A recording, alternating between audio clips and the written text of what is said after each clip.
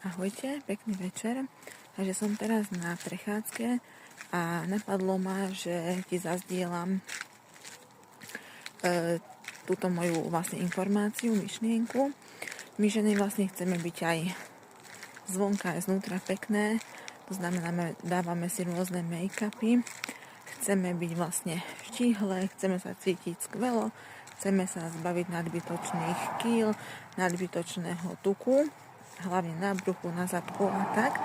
No ale často zabúdame na tú energiu, že byť v tej ženskej energii, čo je pre nás ženy veľmi dôležité. A základom toho, aby sme boli v ženskej energii, je vlastne sebaláska. Takže dneska otváram túto tému sebaláska.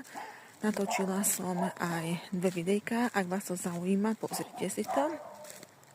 No a keď vás zaujíma a máte ten pocit, že potrebujete schodiť a dať dolu pár kilečiek, tak mi kľudne napíšte, pozrieme sa spolu na to.